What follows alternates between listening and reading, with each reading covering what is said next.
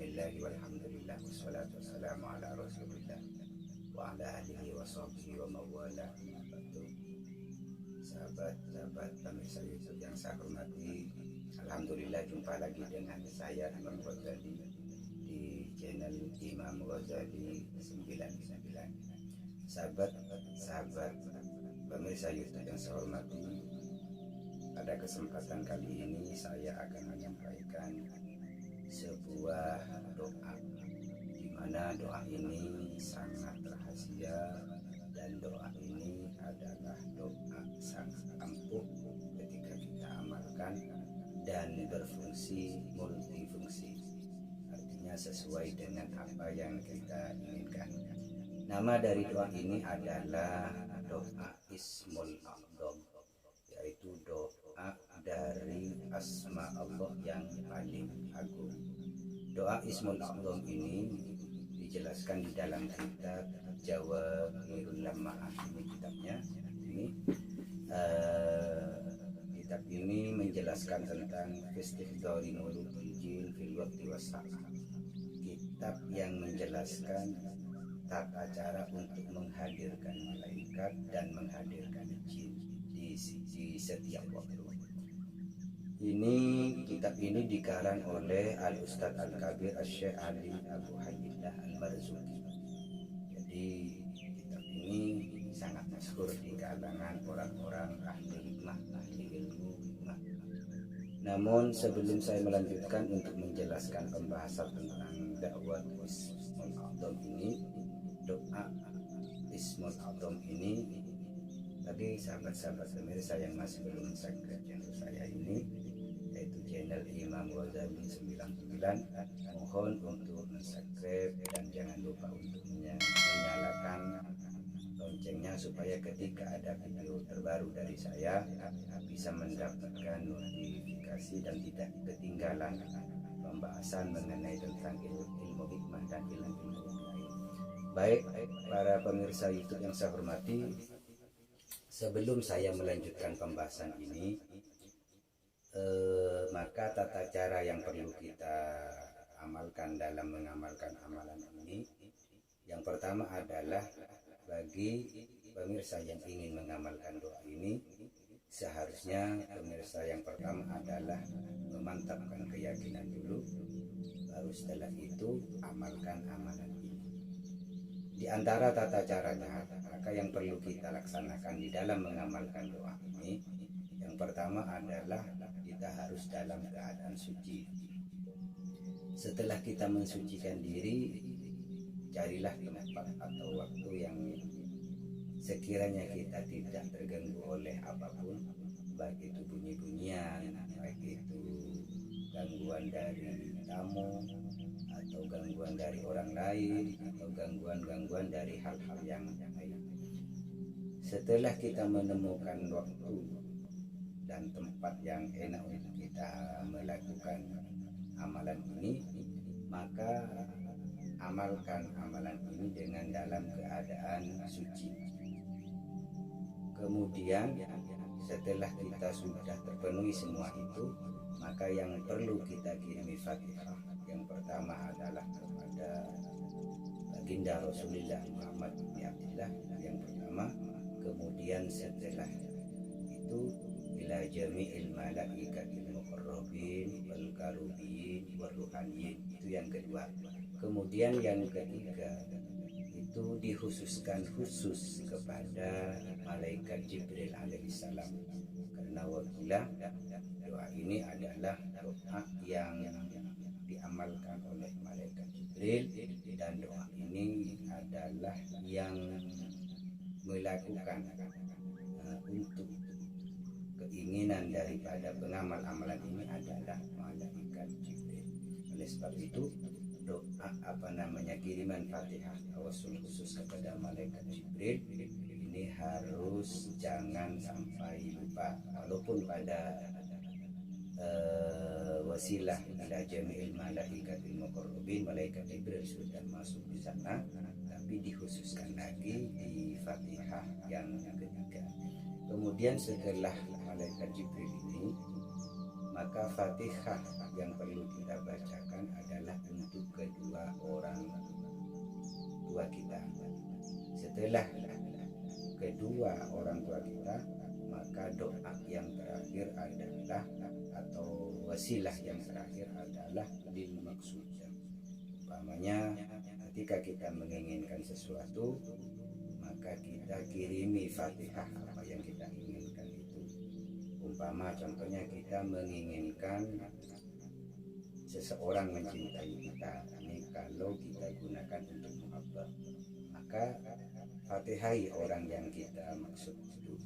Atau ketika kita menginginkan supaya dagangan kita laris, maka Fatihai dengan cara, Allah, niat saya mengirimi Fatihah supaya dagangan saya laris, Al-Fatihah. Cukup seperti itu. Jadi setiap apa yang kita niatkan itu dikirimi Fatihah, itu yang terakhir. Baik, mari kita masuk ke pembahasan tentang isi daripada doa dakwatul ismil a'dham ini, atau doa ismul a'dham ini. Doa ismul a'dham ini terdiri dari bahasa Ibran atau bahasa Suryani yang bunyinya adalah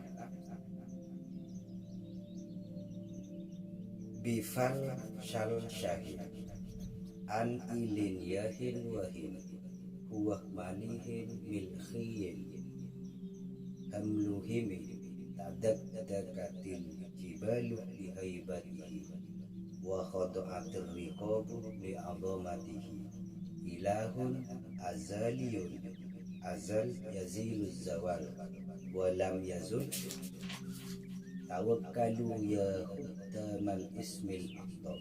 Nah, ini perintah di sini, tawakkalu ya khuddamal ismil a'dham. Ini kita memerintahkan khuddam daripada asmaul a'dham. Waktu hajati wahiyah. Nah, setelah wahiyah ini maka kita ucapkan apa yang kita inginkan atau apa yang kita niatkan. Seumpamanya ketika kita menginginkan dagangan kita laris, waktu hajati, lariskan dagangan saya, bihaqil ismil a'dham. Ini caranya. Jadi, atau ketika kita gunakan untuk muhabbah, waktu hajati, ya Allah, si fulanah semoga mencintai saya, si fulanah mudah-mudahan mencintai saya, bihaqil ismil a'dham. Ini cara-caranya. Atau ketika ingin menghendaki sesuatu datang kepada kita, maka kita pun juga meniatkan ketika sampai kepada wahiyah kada wakada ini artinya begini-begini, artinya apa yang kita maksudkan itu kita ganti di wahiyah kada wakada. Jadi ketika waktu hajati, sebutkanlah hajatnya. Ketika hajatnya ini untuk mendatangkan para pelanggan, waktu hajati, datangkan semua pelanggan ke warung saya. Atau ketika kita ingin mendatangkan pacar kita, maka datangkanlah si fulanah kepada saya dengan cepat, bihaqil ismil a'dham. Ini cara bacanya adalah dibaca sebanyak 45 kali. Fi ayyi waqtin syi'ta, waktunya bebas.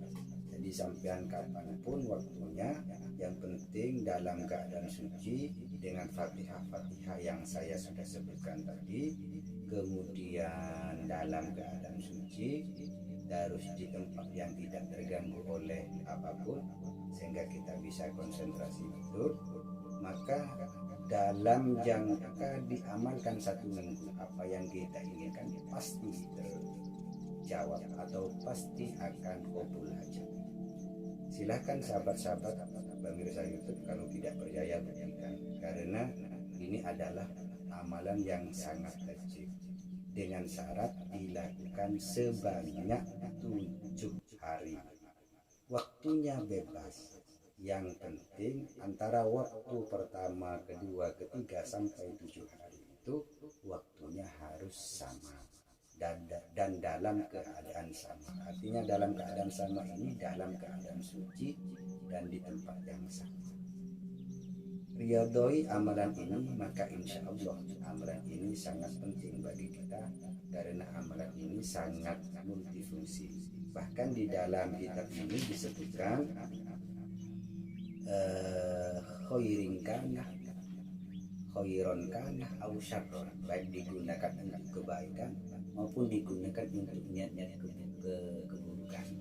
Tapi saya menyarankan jangan sampai gunakan ismul a'zam ini untuk hal-hal yang tidak baik.